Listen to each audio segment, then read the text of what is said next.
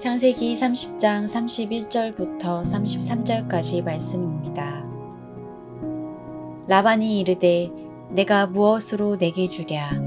야곱이 이르되 외삼촌께서 내게 아무것도 주시지 않아도 나를 위하여 이 일을 행하시면 내가 다시 외삼촌의 양떼를 먹이고 지키리이다.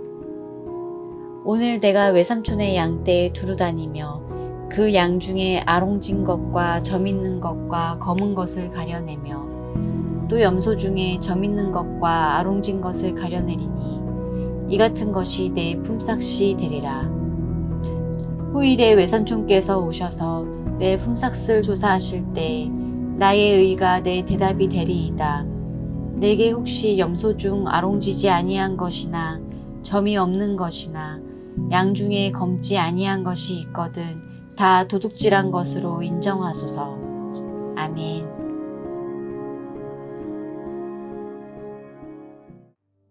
오랜 시간 외삼촌 라반의 집에서 굳은 일을 마다하며 외삼촌을 섬기던 야곱은 이제 모든 것을 정리하고 고향 땅 가나안으로 돌아가려고 합니다. 그동안 라반은 조카 야곱과 함께 생활을 하면서 야곱과 늘 동행하셨던 하나님의 은혜를 그는 직접 경험할 수가 있었습니다. 그리고 야곱을 통한 그 하나님의 축복은 고스란히 라반의 집안에 가득하게 되었어요.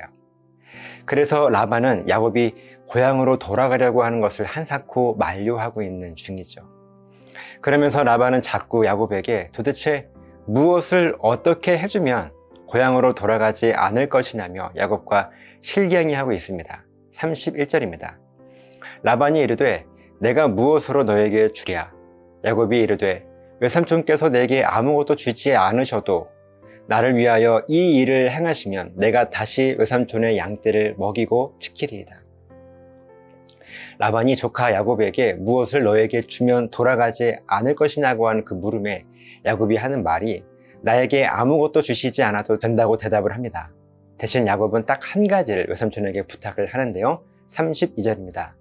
오늘 내가 외삼촌의 양떼에 두루 다니며 그 양 중에 아롱진 것과 점 있는 것과 검은 것을 가려내며 또 염소 중에 점 있는 것과 아롱진 것을 가려내리니 이 같은 것이 내 품삯이 되리이다.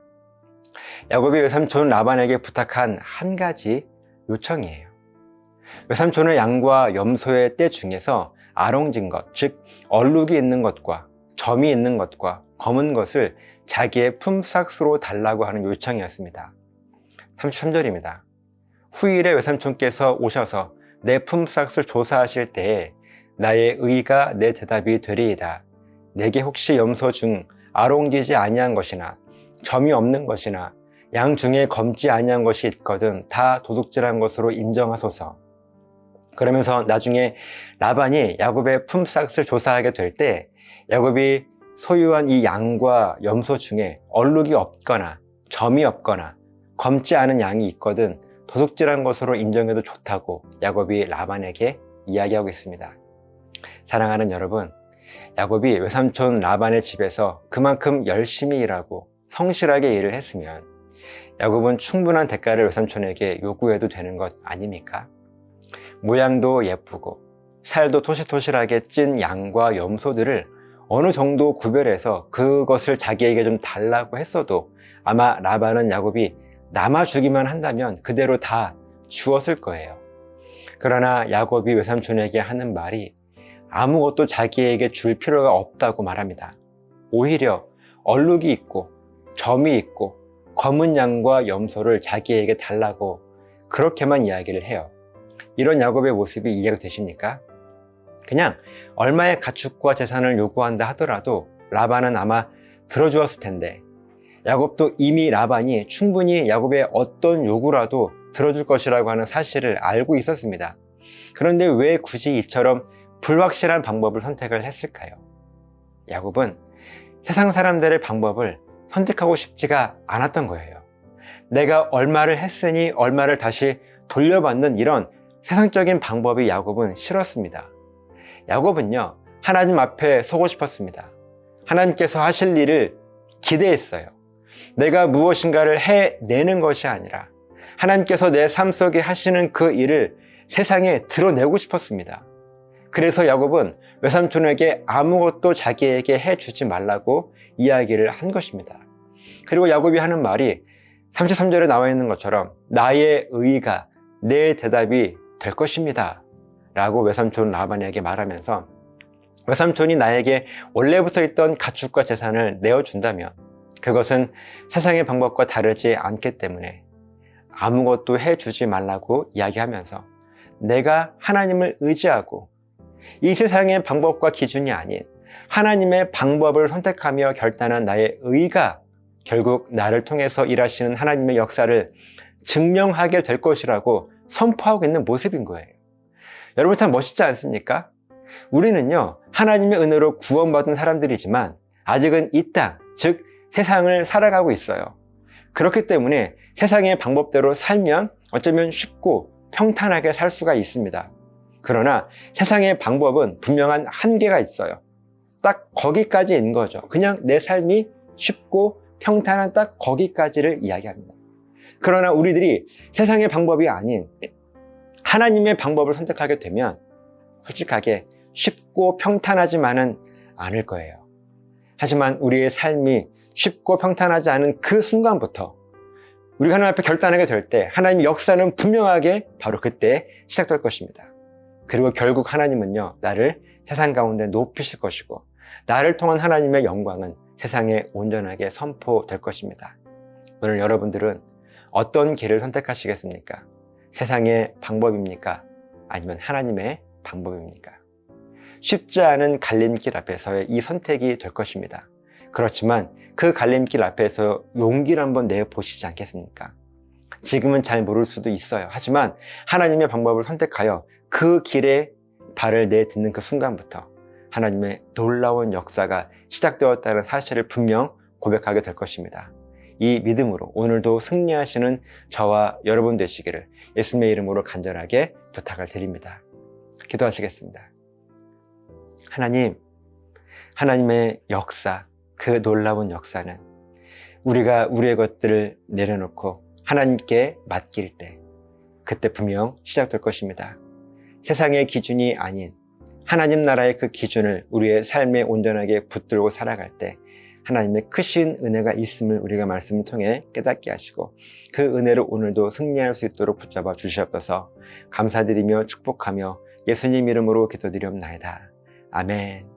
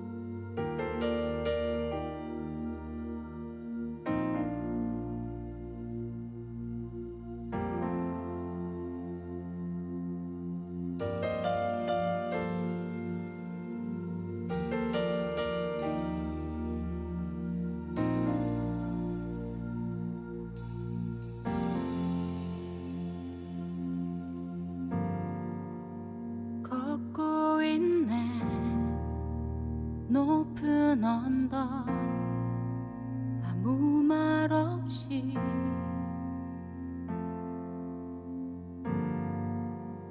걷고 있네 거친 그 길 아무도 없이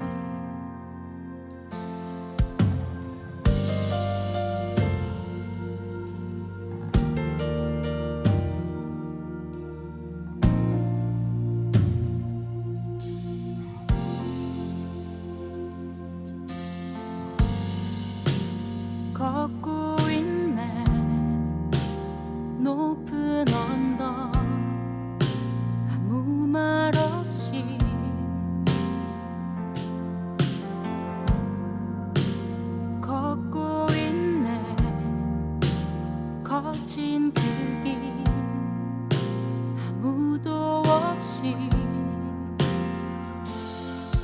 지친 발걸음 흐르는 눈물 온 땅을 적시네. 십자가 내 죄 사했네. 날 대신하신 한없는 사랑. 어린 양 다시 사셨네. 크고 놀라운 그 사랑.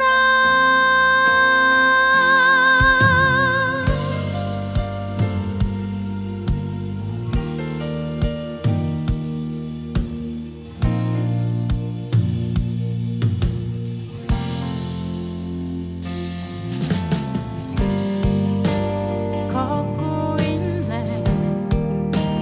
높은 언덕 아무 말 없이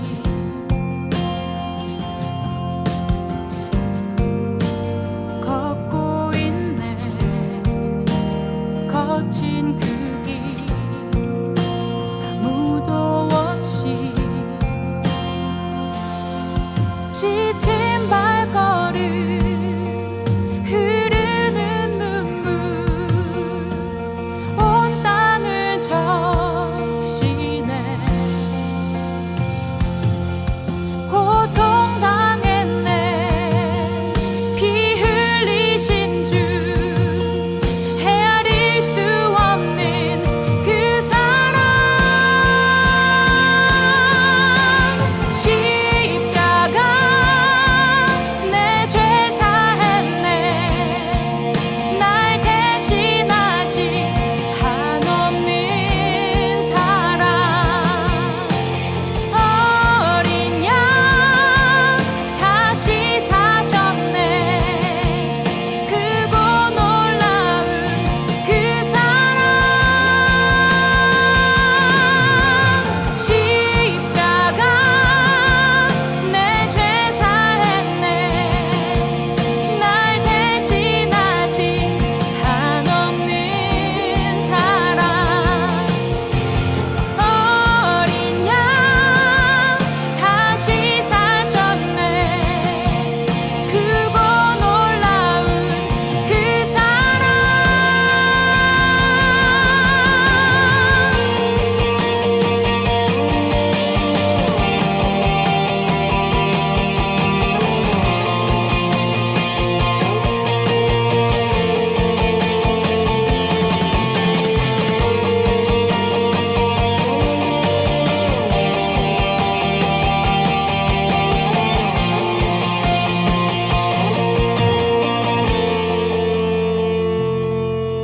다 이루셨네.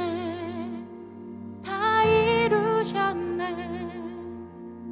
죄인 된 날 위하여 다 이루셨네. 다 이루셨네.